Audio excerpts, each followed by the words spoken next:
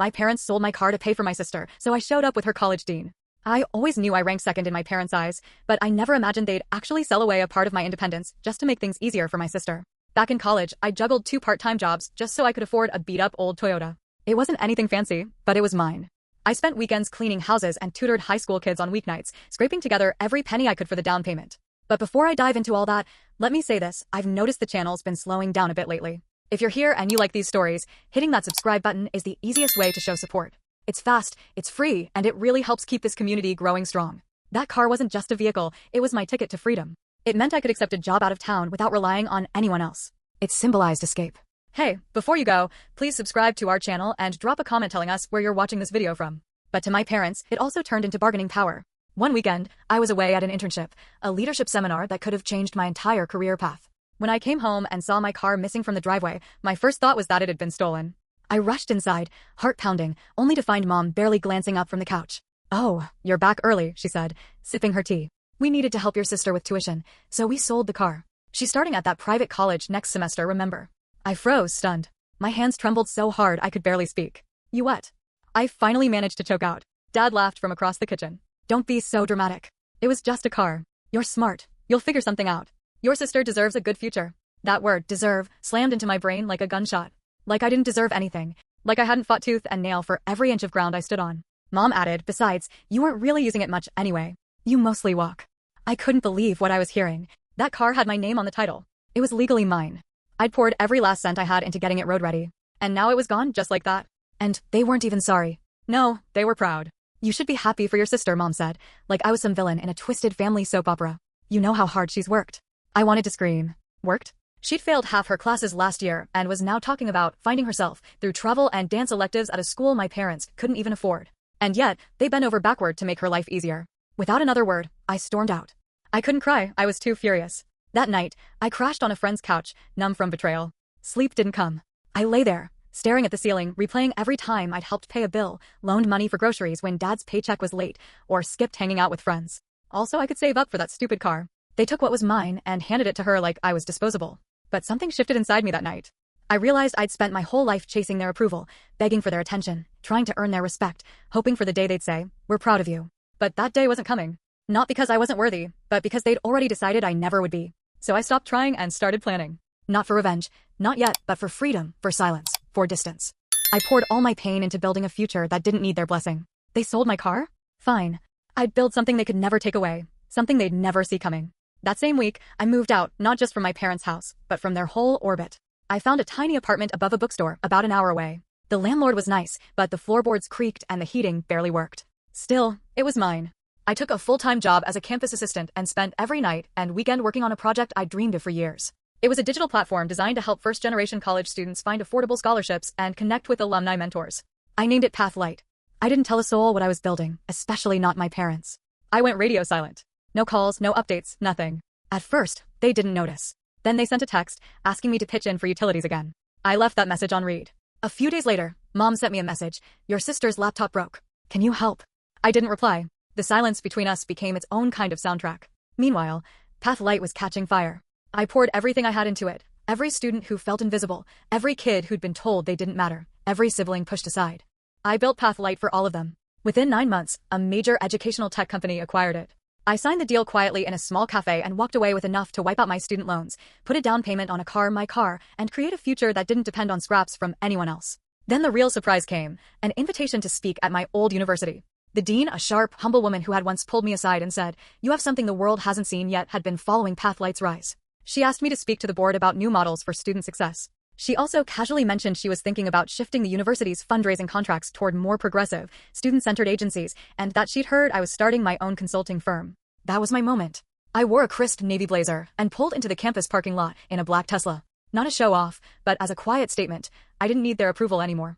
I had become the person I wished I'd had as a student. And then, as I walked into the boardroom, my breath caught sitting at the corner table, dressed modestly and looking nervous, was my dad. He'd taken a temp sales job with a small fundraising firm, the very company I was about to outbid. At first, he didn't recognize me. But when the dean introduced me as the founder of Pathlight and the new face of their outreach partnership, his eyes widened in shock. His mouth opened, but no words came out. His gaze flicked to the door, then back to me. I didn't back down. I looked him straight in the eye and said, "I used to walk these halls thinking I had to earn love through achievements. Now, I know better. I build for people like me, folks who had to carve their own doors when none were open for them. The room applauded, but Dad just sat there, pale and silent. After the meeting, he tried to catch me in the hallway. "You look successful," he said, voice weak. "I am," I answered coolly. There was a long, heavy silence. Then he said it. "You know, your mother and we did what we thought was best. Your sister needed help." I cut him off, my voice cold but steady. "But instead of helping, you took. You laughed while you took. And called it fair." His face fell. "I was never the leech," I whispered. "I was the foundation. And you cracked it. But the beautiful thing? I learned to build without you." He looked like he might cry or argue or beg, but I didn't wait around to see. I turned and walked away, back to my car, back to my life. Sitting behind the wheel, I caught sight of him in the rearview mirror, standing there like a ghost. But I wasn't haunted anymore. Months passed, and my business grew. What started as a one-woman consultancy blossomed into a full agency, partnering with universities nationwide to help overlooked students succeed. The very kind of students my parents once told me weren't worth the investment. I hired a small, loyal team, mostly first-gen grads, single moms, or professionals who'd been told they were too much or not enough. I wasn't just building a business, I was building a new ecosystem, one that valued exactly the kind of people my family had discarded. Then, one rainy Wednesday morning, the doorbell rang at my new townhouse. I wasn't expecting anyone. Opening it slowly, I found my mother standing there, not in pearls and fake sympathy, not with forced warmth. She looked worn out. Her hair was grayer than I remembered, and her old, faded coat was soaked through. Behind her, shivering and quiet, stood my father. "Hi," she said softly. We didn't know where else to go. I didn't answer right away, I just stared. "Our house was foreclosed," she added, her voice softening with shame. She hesitated. "Your dad got laid off. Your sister moved away with her husband. And, well, we heard about what you've been doing." I raised an eyebrow. Finally, Dad spoke, his voice barely above a whisper. "You built something incredible," Mom said softly. "We were wrong. We see that now." She clutched a wrinkled envelope in her hands. "We don't want money. Just a chance. A room. Some help. Just until we get back on our feet." The irony hit me like a punch to the gut. These were the same people who tossed me aside like trash, called me a leech, and laughed while selling my car to pay for my sister's tuition. These were the ones who never once asked how I was doing, only what I could give them. I should have slammed the door in their faces, but I didn't. Instead, I stepped aside and said, "You can come in. Just for a moment." They entered quietly, eyes scanning the warm home, the polished wooden floors, the glowing light fixtures, the peaceful hum of a life rebuilt without their presence. I led them into the living room. "I want you to see something," I said, walking down the hallway where a collection of framed photos lined the wall. There was my very first Pathlight team, all smiles and beaming with pride. There was the dean shaking my hand. Letters from students who had graduated thanks to the scholarships we helped them secure, all printed and framed. Right in the center, a photo of me at that same university graduation, the one where they weren't celebrated, only my sister was. "I did all of this," I said, turning to face them while you laughed behind my back. My mother blinked away tears. "I built it without your encouragement. Without your belief." I rose from the trash bags you threw on the sidewalk. "I found fuel in your cruelty," I told Dad, who hung his head in shame. "You said I was a burden, but I was the foundation. You just never saw it." Silence filled the room again. Then I handed them a letter. Mom opened it slowly. Inside was a check not for money, but for referral assistance. It connected them to a transitional shelter I'd partnered with through my outreach agency. "I don't hate you," I said quietly. "But I also don't owe you comfort in the home you never gave me." Mom's face fell. Dad nodded, swallowing hard, as they stood to leave. I walked them to the door, and just before they stepped outside, I said one last thing.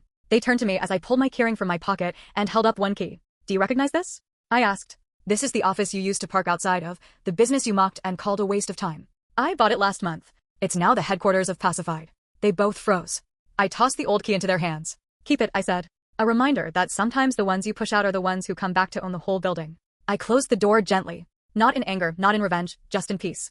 Outside, thunder rumbled as they walked away into the rain, clutching the key like a sacred relic. I sat by the window, watching the storm pass, knowing the real storm had already ended. Not with fury, but with truth, growth, and the unshakable strength of someone who started with nothing and made it mean everything. And hey, before you go, please subscribe to our channel and drop a comment telling us where you're watching this video from.